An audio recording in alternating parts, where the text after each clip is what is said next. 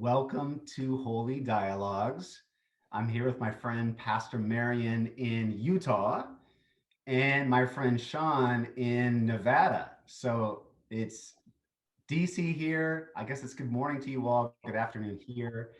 And Pastor Kim is traveling. Is that right, Marian?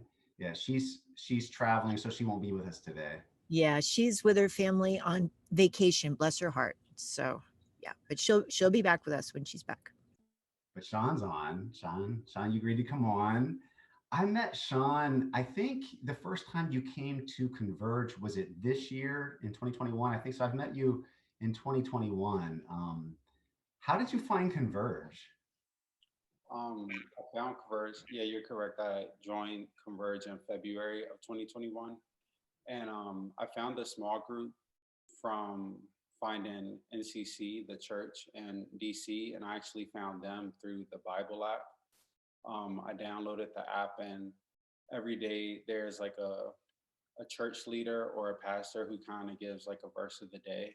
And one day there was a guy, I can't remember his name, but he gave the word of the day, and he was like, oh, my church is in Washington DC, so I figured, oh, if he's on the Bible app, maybe I can trust this church, because at the time I was looking for a church to start attending. And I found NCC first, and then I saw that they had a list of small groups, and I saw Converge, and I just saw, I think the title just kind of said like LGBTQ, and I was like, I don't know about this, but I just kind of joined. So you mentioned you downloaded the Bible app. Like, what was going on that had you doing that and had you looking for a church? Yeah, so that was in about around February that I was looking for a church home, but in DC, or back in December of 2020, I was just going through a lot of different situations, and I just really felt something inside of me, just like I needed to reconnect back with my faith. Um, I just kind of was starting from ground zero. I always believed that there was a God, but I didn't really know like who this man Jesus was. I didn't know about too much, but there was just something in me that I was able to become aware that there was some type of spiritual lack in my life. And prior to December 2020, if I can share a little bit about like just childhood, I actually grew up in the church as a child. Um, and that quickly, my parents divorced, and then we stopped going to church. And then I just, did life, I guess. I just started working, going to school. There wasn't really any of that. And when I started to become aware that I was same sex attracted, that immediately just stopped all interest in the church, because quickly as a child in my teenage years, I saw that the church definitely labeled that as a no, and society also labeled it as a no. And yeah, so I just stopped with all of that, and I was just working and going to school. I think I even just went through a entire process of like deconstructing the gospel. Just like I at the time I couldn't believe in a God who didn't like what I was going through, and I just didn't want to ask those type of questions. I think I even adopted more like Buddhist, Hinduism, pagan type practices. I was really into like new age and trying to access higher realms of consciousness and all things of that nature. And fast forward to December 2020, there was just something, I think, after COVID hit and everything that was happening. My birthday's on Christmas, so I was about to turn 28, and there was just something inside of me that was like, there's no way you're going to go into the new year with the same mind. And I just naturally knew inside that I needed to find out who God was again. I needed to revisit that question. And so that's what ultimately from December to February, there was a lot of just me reading the Bible, me answering questions and everything. And I think about February 2021, I was finally ready to actually walk into a church and have fellowship with other members and just be in the presence of other believers.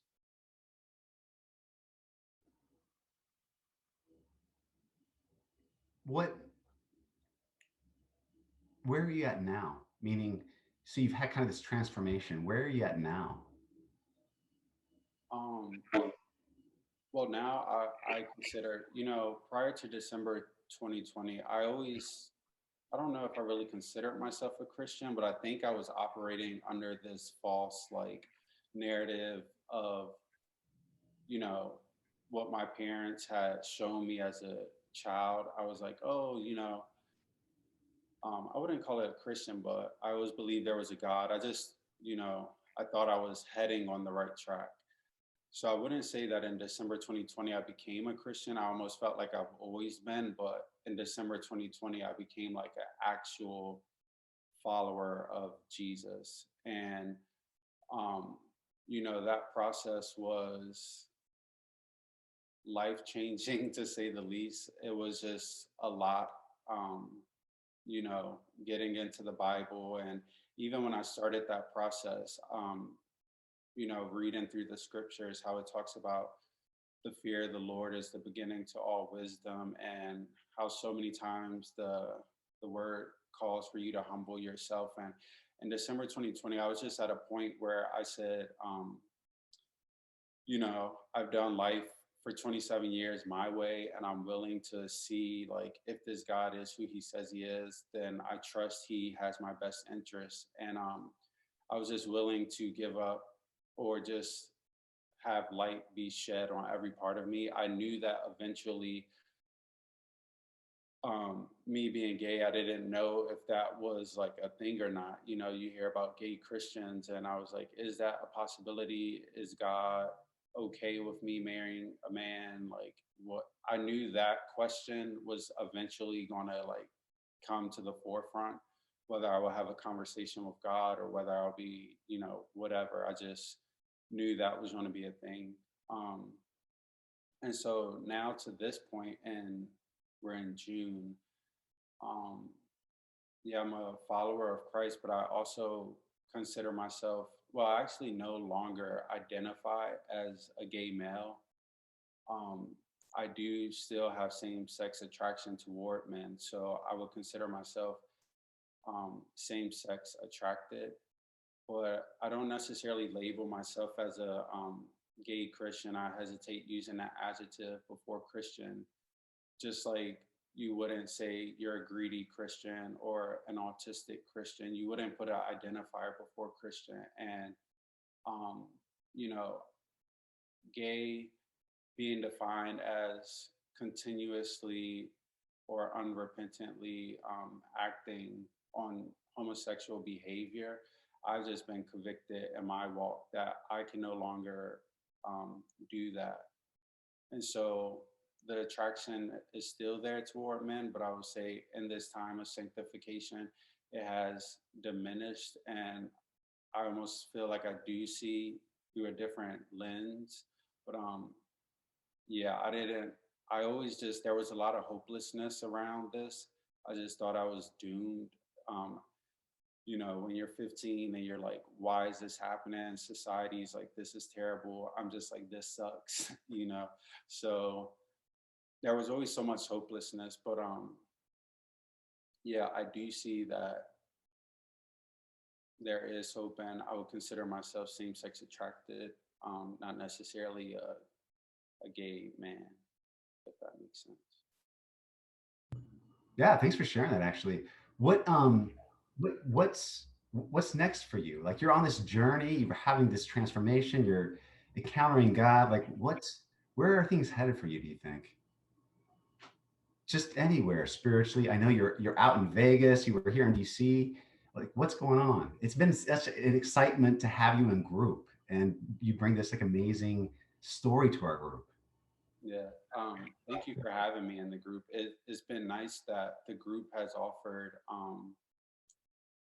I've never been around so many people who are same-sex attracted and consider themselves Christians. I've never put those two together. So the group was the most vulnerable that I was able to be around this topic and discussion. I've never spoke so openly about it, and that group really allowed me to be so. So I'm grateful for that.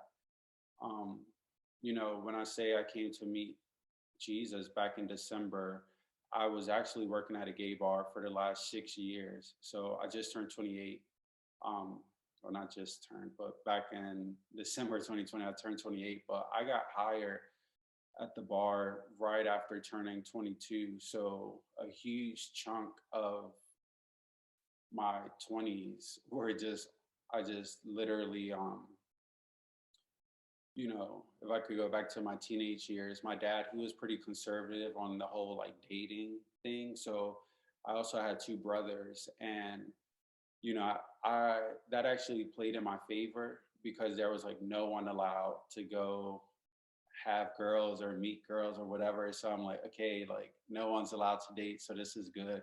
So I would just always question like, how is this going to play out in the long run? Like, what would this look like when I'm like 30, 40, 50? Like, am I going to die alone? Like, what am I going to have to just exclude myself from the family? So that helped for the teenage years that my dad's like, you're not allowed to date till you get a job or this, and this. So it wasn't weird for me to not show any interest in girls all the way up until 18 because my brothers also were not doing were the same. They weren't doing that.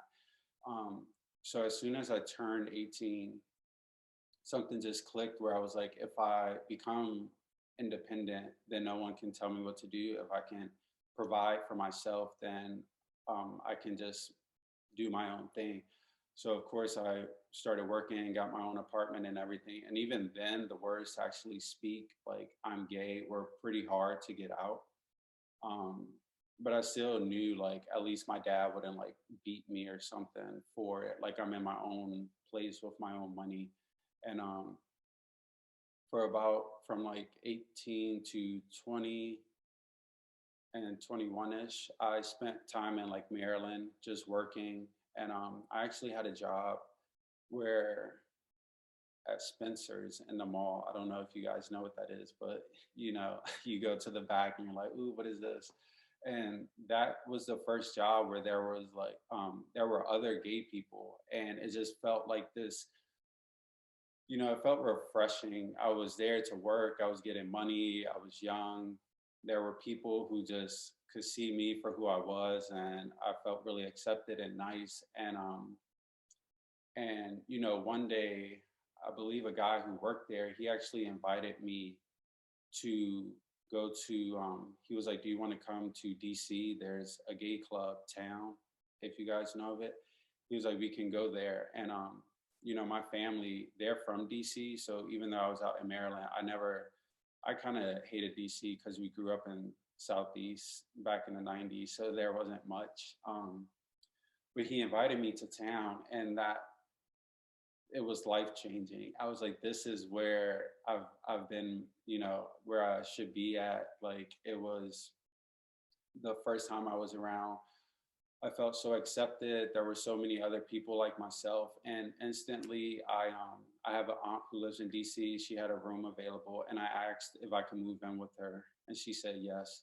And so here I am, like 21, just moved to DC, and I'm just like, I didn't know DC had all this to offer because as a child, I was only in Southeast, like doing, you know, 12-year-old things. And now I'm 21 and like Northwest DC. And it was just like a playground. Like I didn't even know what DuPont Circle was. Like it was all fascinating. And so I actually, yeah, got a job at the gay bar and just worked there ever since. And I think over the years, it was a blessing that turned into a burden.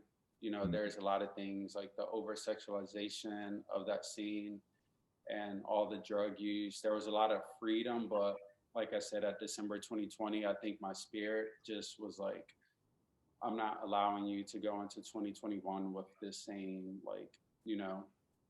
And I just think in like John 15, how it says, like, I didn't choose God, he chose me. So to think that like the creator of the universe like called me out of something. And so when you ask, what does the future look like for me? I think in a lot of ways I'm hopeful about the future in multiple ways. Like I said, I came out of working at a gay bar for 6 years. During my time at the bar, I knew that I needed to pick up another skill set. I just wanted some type of mental stimulation. So I actually became a massage therapist during my time working at the bar. So I have a job lined up for August.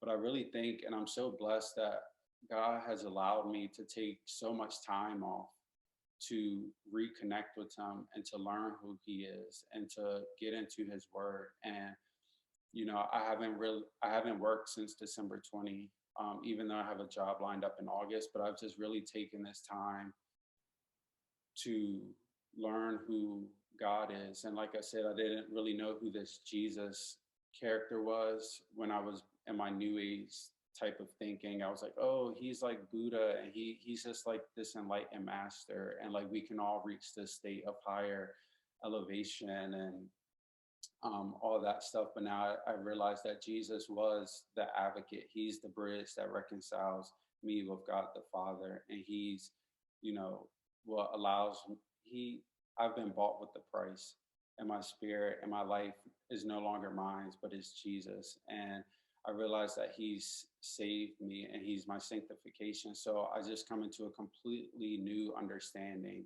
of what it is to be a Christian, a Christ follower. And I don't think I would have ever come to any of this if I'm still, working in a bar, having to take shots and this and this. So I really think that God has allowed all this time for me to just sit, and not only being reconciled with God the Father, but actually my like earthly father too, because him and I have always been good, but there was always that elephant in the room. Even our phone conversations will only be about 10 minutes. I love you too. Where are you? Da da da.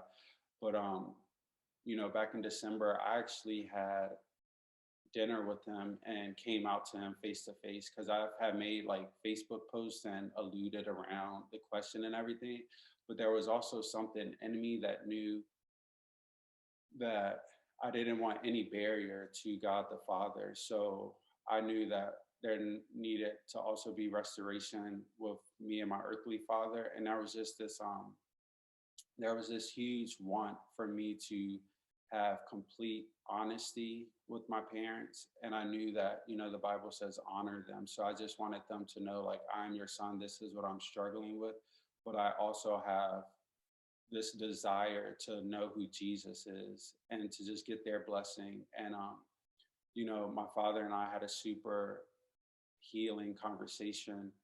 And at dinner, when I came out to him, he was like, Sean, I've always known. And he laughed. And he said, I love you. I'm no one to judge you. And that's between you and God. And I literally felt like years of just guck fall off of me and like wash off of me. And I feel like that was the green light to open up the Bible and not view it from any lens of like anger or this or this. It was just like, I believe God is real and I believe that He is the Word and the Word is true to what it says. And that's what led me to my convictions. And, so I'm not rushing the future. I'm just happy for this day. By the grace of God, I'm alive. But, through prayer time and developing a relationship with Jesus, because that's what it's about, not just religion, but like an actual relationship with the God who speaks back to you.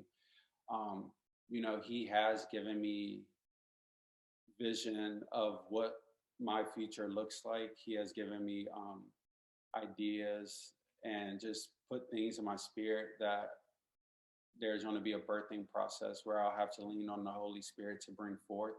But I'm just really hopeful with the future. I know we're speaking about sexuality, but even, I have siblings who I think we all kind of rested on, oh, when we were 8, we went to church, but that's not necessarily secures your salvation. So I haven't seen them in months. I have a brother in Texas. I have a brother who just recently got out of jail. So even what the future looks like for the family, like bringing restoration, like no more secrets, like let's all just share meals and be honest with each other, and even sharing the gospel with them. So I know there's even my family depends on my yes to God. So um, I'm just excited for the future. I'm excited to see my family. I've never seen my family since coming into these convictions. So yeah, I'm just excited overall. There's nothing in stone like, oh, I'm doing this, this, and this, but I now look toward the future with hope. Wow, thanks for sharing that. I mean, here you are. It's June, like 7 months ago. You were just going through this stuff, and now you're talking to your family about it. You come on here to talk about it. I just really appreciate you being so open and vulnerable, man. That's amazing. Thank you. And yeah, I think if I try to do this out of my own strength, it wouldn't work as well. But when I read the scriptures and says how if you believe in God, then there's obviously the adversary who wants ultimately our demise and destruction, and how as a body of Christ we're stronger together, and if one part isn't functioning properly, then we all suffer, and how the word talks about there's healing and power in our testimonies and our stories. So you know, it's just by the grace of God that I'm here and I can stand confident in what has happened to me. Wow. You know, I cannot wait for you to come back to DC. And I know your future's open and fluid, but like I can't wait for you to come back to DC so you can come back to Converge in person. Since we've been meeting not online, we haven't had the chance to have you around, but you are fully accepted at Converge. You know, I'm glad you felt that way because you are. That's just beautiful for you to share. You share with us openly. We just want to create that kind of community where everyone can just bring them their whole selves, all of who they are, all of their thoughts about God, all of their experiences, and as you said, we can share, and in that sharing, we see each other and we receive that kind of acceptance that we all kind of we want. But we talk about, but we actually have to practice it. We have to be in community with one another, and I just really appreciate that you're a part of our community. Really, I'm happy for you guys having me, and yeah, I should be back in DC around August, and I'm just happy that Converge, even with my testimony or how I see things, that I'm still accepted, and I think um, that's just the most important part, being able to hold true to your convictions, but still having a compassionate conversation. And I think even if we step out of the LGBT community and just go into the whole entire world and share this conversation with them, because it's not just a conversation, but it's people's lives, and if we all just learn how to love, but not love as I do or you do, but the love that Jesus actually showed through the scriptures, and I think there will be tremendous healing worldwide. So I think it starts with like a small group like Converge. So I'm super happy that I found it in the first place. Thank you so much, Pastor Marian. John, thank you. Goodness, what a story. I mean, just so beautiful. So beautiful. A story of love, God's love. I, aside from Converge, have you found other friends, community that's supporting you on your journey of faith? Um, Faith in general, just me being a new believer of Christ, I actually started attending my aunt's church down in Prince Frederick. It's quite the hike, but like I said, I haven't worked in 6 months. So on a Sunday, if I have to travel down the metro, she meets me there. So it's a small church, about 25, 30 members. They've been super helpful. Just me being a new follower of Christ. I haven't necessarily, well, I've shared my same sex attraction testimony with my aunt and family. They've all been very supportive, but I haven't met any um, other people who have come into the same convictions as I have, not at least not in person, but I've seen tons of testimonies on YouTube where, because there was a little portion of time where I was like, is this, do I just want this to be, or, and then I've seen, and actually on YouTube, there were a lot of women, like, oh, I used to be same sex attracted, a lesbian, and now I'm not. And for me as a gay man, I just always kind of had this thought in the back of my head, like, yeah, women can kind of go back and forth. Like you can just put them with the man and they can have kids and a picture, a family could be formed easier, whether that's true or not. That's just how I thought. And I was like, but for an actual gay man who like interacts with other men, works at a gay bar, like, is there a possibility for this, change to happen? And once YouTube gets a hold of your algorithm, it just like leads you there. So yeah, I've come into a lot of testimonies that are similar to mine with actual gay men. It'll be nice to see more people like that in person, but I haven't found it yet. Have you found any books or any online groups or only YouTube videos? I'm just curious what you found. Yeah, so I actually found a couple books that speak on this topic, but there's only one that I actually read. It's called A Change of Affection by Beckett Cook.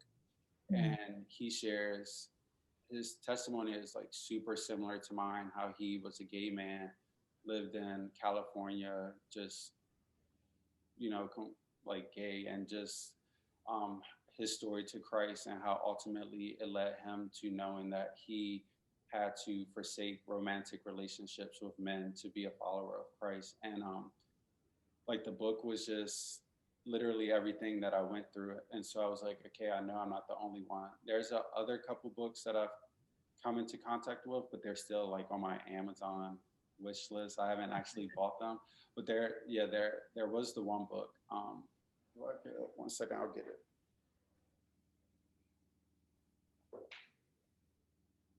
This book. Mm-hmm. Mm-hmm. Yeah, so I read this book, and yeah, that was super helpful to know that, I'm not making this up, that there's other people who are going through what I'm going through. Yeah. Yeah, I'm so glad you found a book. We our people who follow us and watch our videos and interact with us, they have lots of questions about what does it mean to be LGBT? Is it a choice? What are your thoughts on that for people who are wondering, okay, so I heard Sean's story. Does that mean that every LGBT person could follow in Sean's footsteps? Right. So I don't think that LGBT, being a part of that community, or being gay or having same sex attraction is a choice. If I had the option to be attracted to women, I would have taken it a long time ago.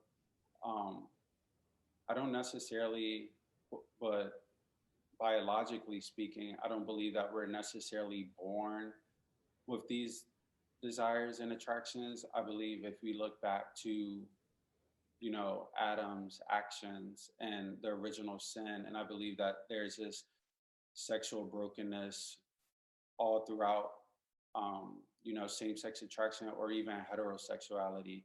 I think sexuality on both scales is just ultimately broken, and it's all been skewed and distorted.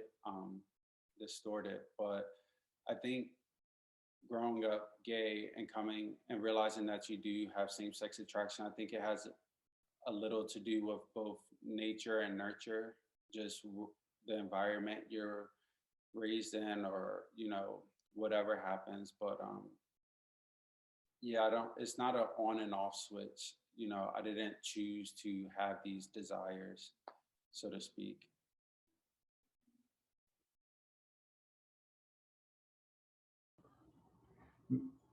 Sean, I just love how I can't get over the fact, like, I've met you, what, 6 months ago, and these are the kind of conversations we're having. Like, culture doesn't have these kind of conversations. And you kind of alluded to it earlier that this doesn't apply just to this conversation. This applies to conversations that people have in other contexts. what is the secret sauce for people who may not, who may look at a group like Converge or the three of us and say, well, how can they sit here and talk about this? Like, how does this work? Because culture is looking for this in other areas too. Like, what is the secret sauce to creating these types of communities? 'Cause I myself don't always know. It really has been a God thing to put all of us together, all of us in this community, and just take off. I can't figure it out any farther than that. Any thoughts? Um, you say that what is the secret sauce to having conversations like we do in Converge, or just getting different Yeah, people's where ideas? people come together and really form a community and can be themselves and not hide, even when maybe it feels like, you know, we have to, some people have to hide from their families, or even within our group, your testimony is very different than the rest of Converge, but we form this community. And I'm just wondering, like, what's the secret sauce besides it just being God? Well, I think everyone has a desire for truth. Like everyone wants to come to some conclusion on, like, you know, because we're so at odds, you know, and I think everyone just wants to know, like, what is the actual truth. So I think that's what actually brings the people together. But I think what makes it work is when, or for me at least, when I sit in those groups and I listen, I know that the two things that I always need to have are Christ-like love and humility. And, you know, for me, humility is just completely submitting and saying, I don't know anything. I'm willing to hear everyone.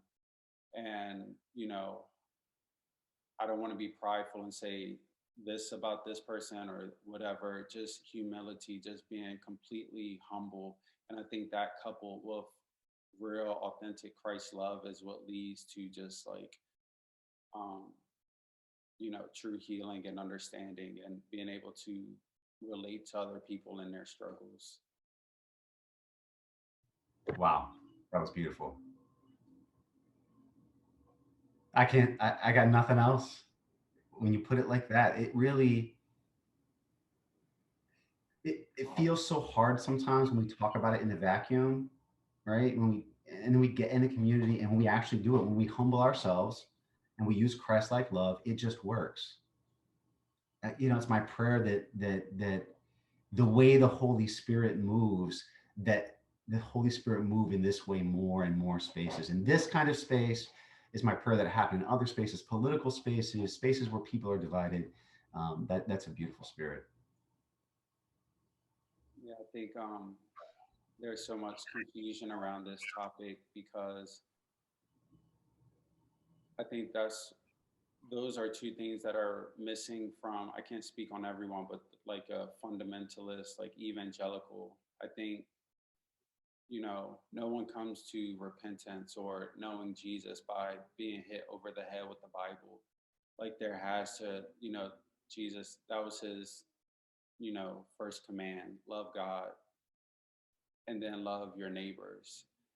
And you can't love someone if you've never had a conversation with them. And you can't love someone if you don't, you know, you can't communicate and just talk with them. And so, you know, we use that word so much, love, love, love, and we define it for ourselves to where technically it doesn't even become or isn't even love. But um, it's so simple, but I think humans like to complicate things. And so it just really starts with like genuine love and conversation.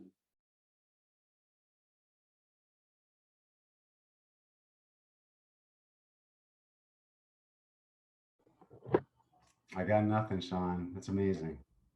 That's beautiful. It really is, Sean. Thank you for your perspective. Your wisdom just blows me away. It really does.